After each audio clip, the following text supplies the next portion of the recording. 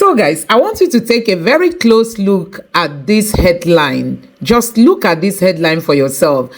And it says that the northern leaders won against deal with the bad guys. I mean, the leader of the bad guys.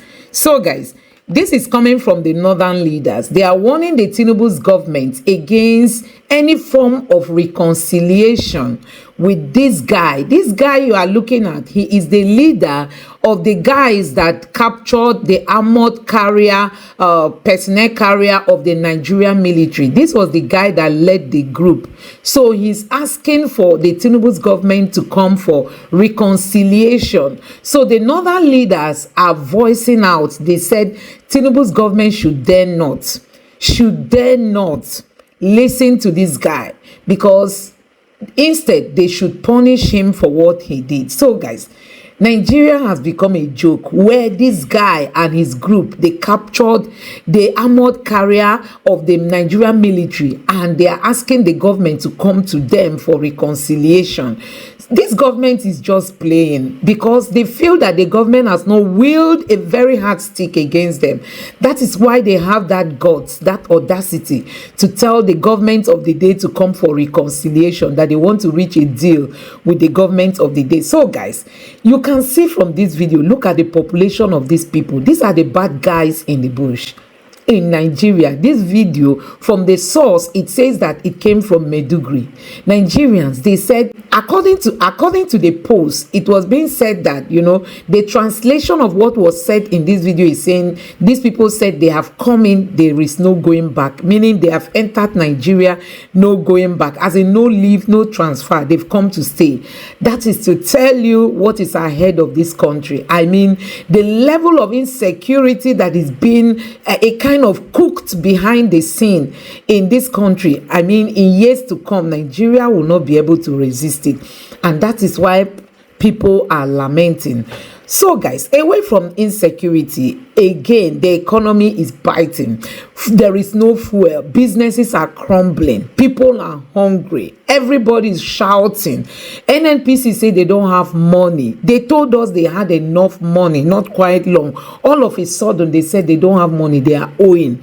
And that is why Nigerians are meant to groan. Just take a look at some of these videos and let me know your thoughts. Don't forget to subscribe to this channel. Turn on the notification bell. Take a look.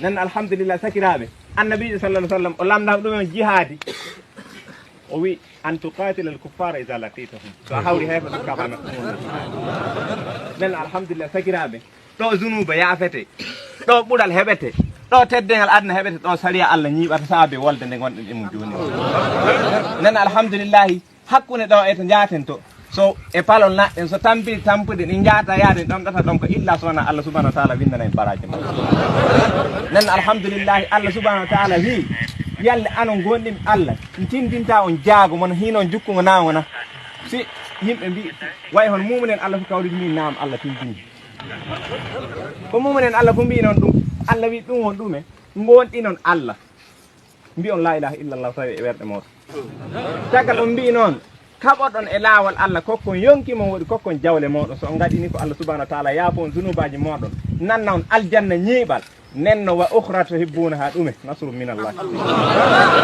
wa fathun qarib wa bashiril mu'minina piengaaji mabbe ndiwem be egga be jappa lendi yaaje fi wobbe mu kep faydo dem fi nenno pien hefer be dilla e daade men de latin ahraran lillahi indimbe saabe Allah subhanahu wa ta'ala fay goto maray nenno annabi sallallahu alaihi wasallam o wi e onuli sahaba makko ne Mus'ab ibn Umayr ko nulaata heferbe ƴami yalle ɗume annabaji mon warde o wi minen min nulama faamin jaltide yimɓe e rewde e maccuɓe ɓe garta e rewde joom maccuɓe ɗum won rewde Allah subhanahu wa ta'ala nen alhamdulillah faamin jaltina yimɓe e ɓillade aduna min jaaraɓo faade ɓillitade aduna woodi e laakara fof nen alhamdulillah sakiraɓe wolde jihaadi illa annabaji nula fa hande ka fay mudum kine heddi mo Allah subhanahu wa ta'ala muyani ɓural ko o ronata ka fay ki mo Allah muyani sahata ko oɗo ronata ka fay ki mo Allah muyani tarikin waɗe jantede e tarikeji lobbi on ronata ka fay annabaji woɗɗe sahabaɓe mum alhamdulillah sakiraɓe Allah subhanahu wa ta'ala o heddanay en ɗo majjim fi Allah subhanahu wa ta'ala neno so neɗɗo sonina ke hilakara fu hujja walana on to Allah fewi nen alhamdulillahi inan ɓuuri jihade no keewi e qur'an inan ɓuuri jihade no keewi e hadith annabijo sallllahu alayhi wa sallam no jihadi foti laatade ko ɓuuru no jihadi foti forde heɓa taden ceddo ɗum waɗi Allah subhanahu wa taala waɗi alamaji kewɗi gilla aduna gurnam nuna yimɓe fu jii ɗin ɗon alamaji ngadi ɗum won hoyɗuɓe koyɗi lobbi keeɓi sahadaka won hoyɗuɓe koyɗi lobbi jiyani woɓɓe no goni e aljanna hey fa nulaɗo sallllahu alayhi wa sallam laatake orgal jihadi so goɗɗo waray nde o konti goɗɗo ma o hatti goɗɗo waray fu nde o ñanguinoyde on waɗa faama on ɗon ɓuuri yidde yimɓe nen alhamdulillah sakiraɓe sahabaɓe ɗum ɓe keɓanno de mbiya ɓe beeli koye ɗum ɓe keɓande mbiya fayda wona million ji de wona nayyi de wona motel lobbel wona mobel lobbel de ɗum ɓe keɓanno de mbiya ɓeliɓe annabi sallah sallam itti yimɓe faake wi andina woɓɓe diine ɓe jeeyi marko heɓe kibɓe mbaɗi ɓe tubaɓe timmi heddi neɗɗo goto woɓɓe mbaɗa jowa dow makko timmi hefere mi jeeyi fi neɗɗo cakitiɗo waɗede ko kuuɗal yiwa ɗo makko fayantiri gaɗa ga noyi o wi fustu wa rabbil kaaba mi faydake mi honanake Allah subhanahu wa taala mi heeɓi fayda timmi nenno ɗum saaba faydatunake waɗede saabe Allah barminede saabe Allah haɓude e heeferɓe sino yeeƴata ko faaliɓe annabijo sallallah sallam o wi neɗɗo fof kawruɗo heeferɓe so o yeeƴaki sakkal huccite maɓɓe ɗon haɓo faafa o liɓiɗo noon ko oɗo Allah subhanahu wa taala ne jalanamo so Allah jalani neɗɗo tan ko nen alhamdulillahi sakiraɓe tinnoɗen gonɗanen Allah wallay jeeɓe sabutuji kawloje en tini en gonɗani Allah en pelliti wadde ta kaddam wallay amatta kulol majje ɓeydi alhamdulillahi Allah kam jeeyi kulol Allah kam jeeyi cuusa Allah kam jeeyi mayde kam jeeyi gurnam timi ñalane ma waɗi a maaya fayti gonɗa toye Allah subhanahu wa taala wi fayti gonɗon dow soroji ɓurɗi futore so mayde waɗi tan o datta mayde nen alhamdulillahi tinnoɗen anniyoɗen anniya lobbo anniya ɗume wana mo jarra mu take ba wai mun ce mata walle ba shine ya ɗarme masu gindi amma abinda mun ka faɗa mun kashe dullu da tsinin bindiga amma mun ce an kai su gidan gwamnati kuma muna da tabbacin ba su ba da makamansu ba kuma sun ce sun ba da makamai kai sai mai hankali ka tsaya ka fahimta shin sun ba da makamman to shi dan mai gari makamman wane yake tare da su daji mun ce yana bayan ruwan maradu yana kai hari kuma yana tare da bindigogin bashari kuma haka muka faɗa kuma kai da ashin kafi Asiwaju Bola Ahmed Tinubu, you are a shameless man. Yes, look at my face. You are a useless elder in this land. You ruin Lagos. Now you are ruining Nigeria. You are ruining everybody and putting everybody in poverty. You know you don't have anything to offer Nigerians, but yet, because of your greediness, you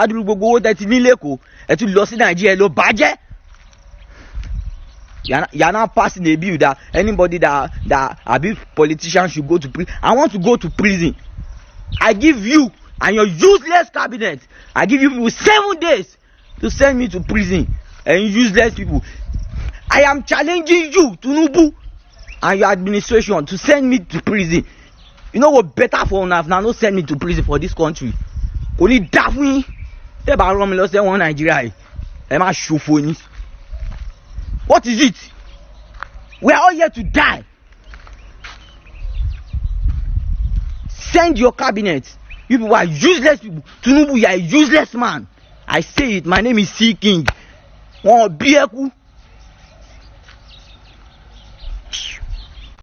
knew that one of the greatest mistakes you could ever make was to adopt a policy of removing subsidy, because the gravitational force of the market will drive the price towards equilibrium. And equilibrium, is not to sound too technical, is where supply and demand meet reliably, sustainably. Where if you have this price, you can continue to supply that product without failure. That is all other costs you should have to absorb to get that product to the market, to meet the buyer. The cost, the price will pay you the cost with plus element of profit. So I know that you can't do that, because there are so many externalities and imperfections in the system that will not let that be the wisest decision you can make. More so, all the noise being made around subsidy, I thought that there was an exaggeration of the fiscal burden of subsidy, and that the burden of palliative, the burden of price dislocation, the burden of lower productivity and social and civil unrest, when you put all those other costs together, they far outweigh the cost of maintaining subsidy by a factor of 5 to 1. So it will not be a good decision for anyone to say, I'm going to remove subsidy as president. But if you had won the election, you wouldn't have removed subsidy. No, of course I will not. I've said it. Even though the people who scored the highest votes, President Tinubu, Vice President Atiku Abubakar, Governor Peter Obi, which incidentally was advised by Professor Patutomi, all of them said they were going to remove subsidy. In fact, the Labour candidate said we will remove subsidy on day one. So day one means May 29. So the 2023. So the issue is a bad decision. We must. How is it bad? This has been debated over and over again, and there are a lot of people who said removal of subsidy was the right pathway in us killing that evil that has bedeviled our oil and gas sector, especially when it comes to petrol. Okay, if removal of subsidy is a good thing, then all of you should send a letter of congratulations to President Tinubu, and they should be rejoicing on the street. And not removing it was very unpopular before now. Because like you said, it was a campaign promise by most of the major candidates who said they would remove it on the fourth day or they would remove it at some point. The so-called major candidate are the major headache of the country. Because the political elite, the business elite, thought that they shouldn't share prosperity with the downtrodden. So they will collect subsidy on any other thing. They will subsidize the living condition of people in government. Whether you are elected, whether you are in National Assembly, you are the presidency, whether you are a judge or anything, your life will be subsidized. Your housing will be subsidized, your cars will be subsidized. That one is not bad. If you're a professor, vice chancellor at university, you will subsidize. So that subsidy is good. But that's one that the poor people are partaking in, that's the one that is bad. So it shows you the social injustice, socio-economic injustice in Nigeria. Professor Patutomi said, if you were in President Tinubu's shoes, he will return subsidy in some ways. And you were saying that you wouldn't remove subsidy. That means you're saying tonight that President Tinubu should reverse the subsidy policy. No, look, President Tinubu is not going to reverse any subsidy policy because of the following factors. One, he ran on the basis that he was going to remove subsidy. Under his own vision of Nigeria, where Nigeria is going, Nigeria and subsidy, prosperity and subsidy cannot coexist. And he made his case that if you like, you can go on rampage, you can go on demonstration, you can go on riot, you can go on anything. I will remove the subsidy, and there's nothing, I'm not going to change my mind. And people, when I heard that, I said, I'm going to defeat this man in this election. Clearly, people are not going to vote, but someone wants to remove subsidy. And the same thing, the PDP candidate said he will remove subsidy, even to boot, even sell NPC. And the Labour candidate said he would also remove subsidy on day one. And they gave the same arguments, which we don't have all the time for. That it was costing too much, we're subsidizing pleasure, all of those arguments. Now, when the election results came out and they didn't lose massively, the three of them got the highest vote, it shows to me that maybe Nigeria were not paying attention, but they were not too angry that somebody was going to remove subsidy. But when the policy was now official, I kept reminding people that you see this policy move is going to cost you. And I said it about over a year ago that you will see price increase. And when you come into the studio and say we should discuss price of petroleum subsidy, I was thinking to myself, is Sharon calling me to discuss the price increase today or the one that will come in 6 months or in 1 year? Would it still increase? Of course, he's traveling. So this is not the least that we should expect. No. Please, if anybody is hungry or tired or conserve your energy. Really? Because the price is traveling up. So can't waste all your tears. The price will travel up, the pain will increase also. Yeah, because the government can do some other things. Like what? To reduce the pain. They can put the horse before the cart, if they can find where the horse is. So what they should do is to now try to tell Nigerians, okay, petrol is not your business. And you can do that. You can say petrol is not your business. Just before I came into this program, I saw an advertorial on your station where the governor of Ogun State was giving electric bike to commercial motorcyclists. So he's doing that in the typical way Nigerians do their own thing in politics. But it's a good policy. So if you have a systematic one done across the country like that, a national automotive policy that says that majority of our commercial vehicles will go off petrol, you can do that.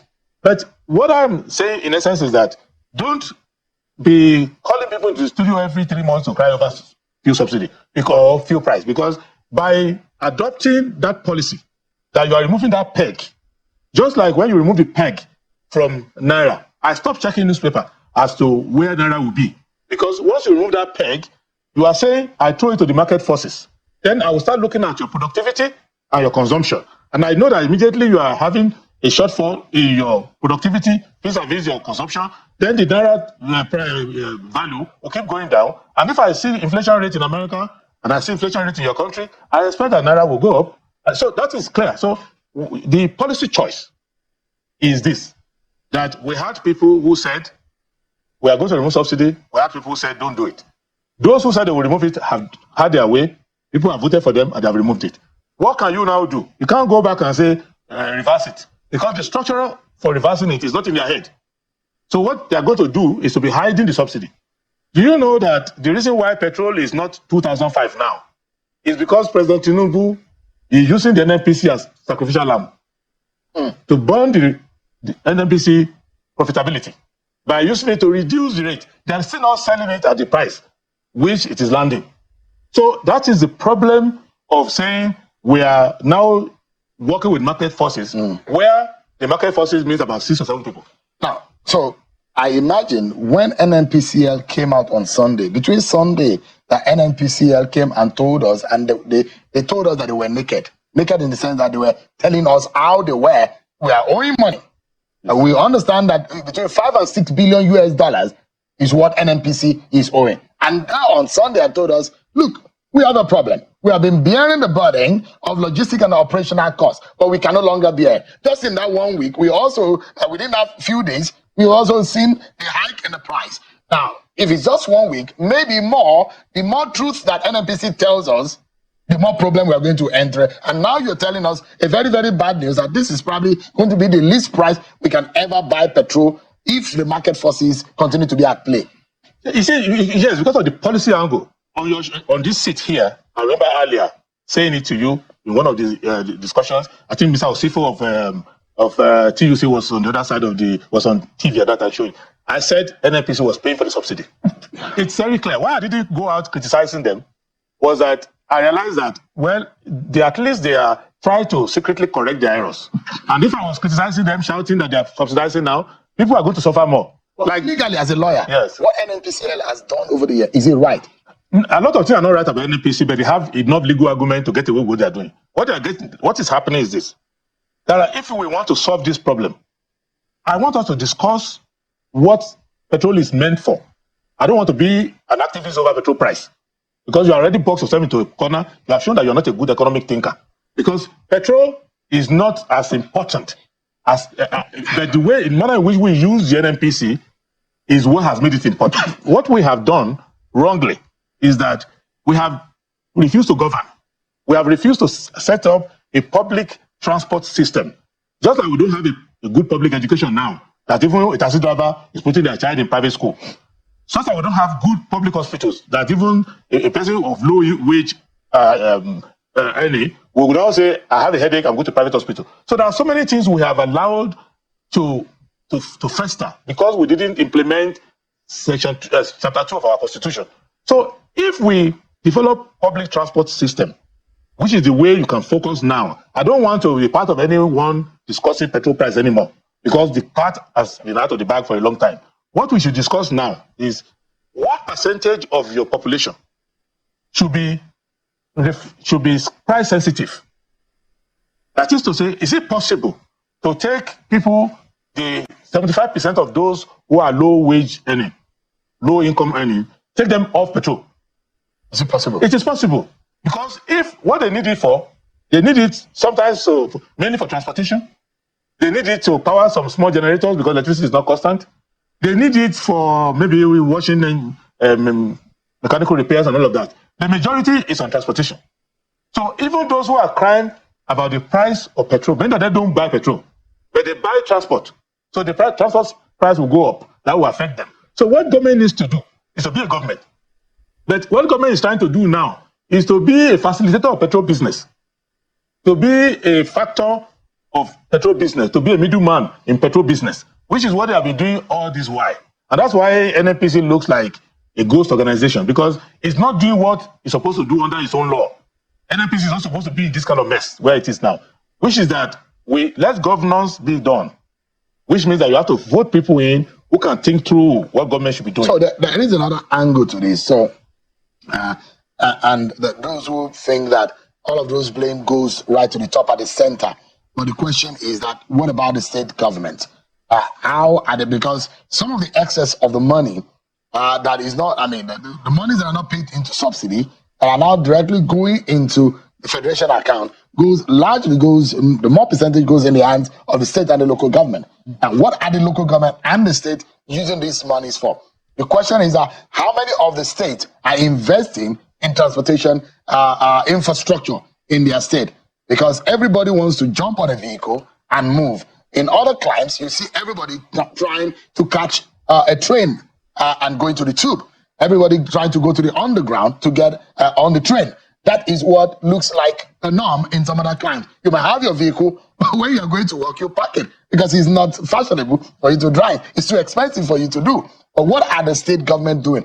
Is it a right time for us to start asking that question, a critical question of the role of the 36 state governors and the 774 local government chairman and the caretaker chairman, as the case may be in other states? There are many questions to ask.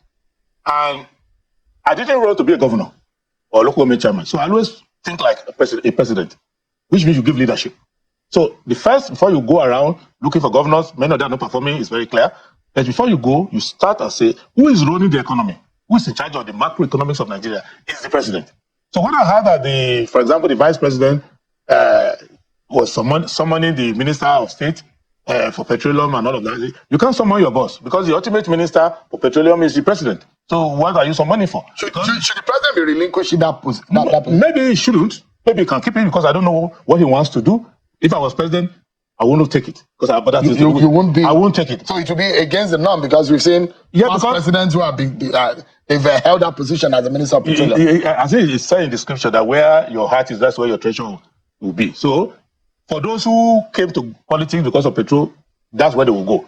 I came for something else. So I will emphasize other areas that can develop the economy faster and better and in a more robust way. So I will concentrate on those ones. I will marginalize petrol in such a way that even NPC will disappear from interaction with the government so much because all we need to do is to let it run as a state-owned oil company. It's not the government. So, but let me go back to where the problem lies. The problem lies is that the president is running the economy through the finance minister and the minister of planning and the central bank. So he can control how governors spend money by using monetary tools. And that he can do by first showing example himself. So it is good if the states can build infrastructure. It is good, but the federal government itself is not building sufficient infrastructure to be an example. I don't know, I don't want to go too far into history, but there was a president in America called Eisenhower, Dwight Eisenhower. During the Second World War, he went to Europe as a force commander. He now realized that America was like a bush compared to Europe. With all the Autobahn, 8-lane highway, 16-lane highway, when he came back to America, he started the Eisenhower highway system by encouraging states that if you want to do a road, I will match it with federal money. And that's why most interstate highways in America are called Eisenhower highway. So you have to have a focus at national level. And then the president is also the head of his party. So, and he has majority of the governors. So even if he cannot control the governor of Anambra or Abia, what of the governor of Lagos and other places where he is, they are the same political party, they have the same manifesto. The problem of political analysis on television is that you are trying to impose your idea on a government that has no ideas. They have their own ideas, they know where they are going. Let me tell you the summary of where they say they are going. Where they say they are going is that let them be fiscally lean. Let them take away all the other responsibility of social services, everything. Let them become a revenue generating body. And let them create a common market for commodities and for the currency. And that if they do all of this, they will present themselves to foreign investors. And the foreign investors will now see that Nigeria is ripe for a market to exploit. And then those foreign investors will now bring their money. That is where they are working towards. And for you to do that, they need 2, 3, 4 years to convince the foreign investors who don't want to lose their money. But in the process of waiting for the foreign investor, they are disinvesting in the country by themselves. So my approach is that the government needs to do social investment. And there are many ways you can drive your economy. And if you do comparative study of economics all over the place, you will find out something. There's always something that is cheap in a country. In some countries, housing will be cheap. Public education will be cheap, like Canada. And people will rush there and say, oh, social services are cheap. So in some other country like America, credit is cheap. If you set up a company, the bank is willing to give you money.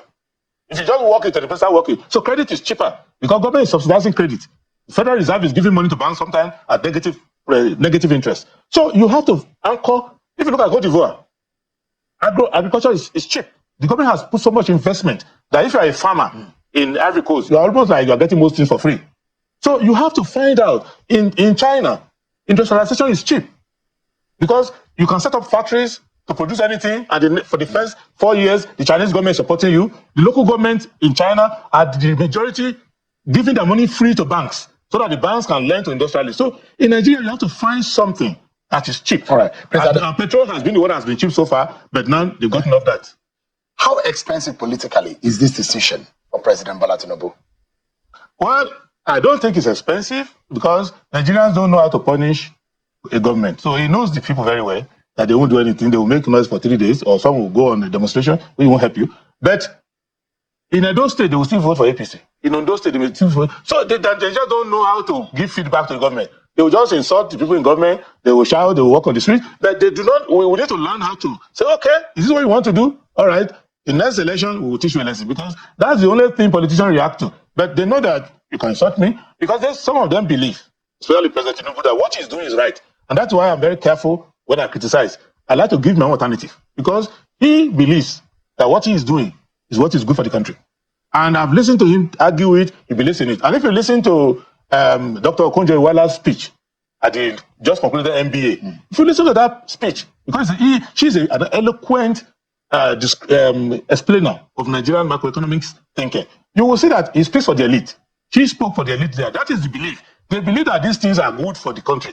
Only I and a few believe that they're not good. So, but is it possible that things could change? Maybe it's a teaching, maybe in the third year, we might see a dramatic change. Things will always change, whether we change them or not. But the only thing is that for good. Yeah, things will change for good, but the price of petrol will always go up. So that one can be sure until you do what we call shift. Because if you are traveling in economics, if you are traveling along the curve, you cannot escape demand and supply. Because you are traveling along the curve, unless you do a shift, you move from that shift and say, okay, you know what? It doesn't matter. What President Tinubu can say is that petrol price will reach 3,000 per liter, but Nigeria will not feel it. If he makes that promise, I can believe him. Right. But if he says he will not reach, he's deceiving himself, because two things are moving. Remember that petrol price has a twin sister, who you don't mention, called foreign exchange. That foreign exchange is what is even more influential than the subsidy. And that foreign exchange will determine, because even if you get Dangote, you get me, you get anybody to have a refinery, their cost is in dollars. Dangote cannot say, come and be the chairman or come and be the MD of my refinery. I'll pay you in naira. That person will not come. So he can't tell you, I want to buy crude. Only you can buy crude from NNPC in naira. But that one is the Central Bank of Nigeria that will suffer it. So, but you can't buy it from outside. So long and short of it is that Nigerians should understand that we have made a choice. That subsidy should go by voting those who don't like to give you subsidy. For that reason, the only thing we can do for the government is to try to train the government to try to take away the effect by taking people away from the use of petrol. And then, if at a macroeconomic level, you can get off petrol yourself, better for you quickly. Prince Adewale Adebayo is the presidential candidate of the SDP in the 2023 election. Thanks so much indeed. Thank you, and God bless Nigeria. I appreciate it. Well, that's our show for tonight, everyone. Man, thanks for watching. I'm sure God bless Nigeria.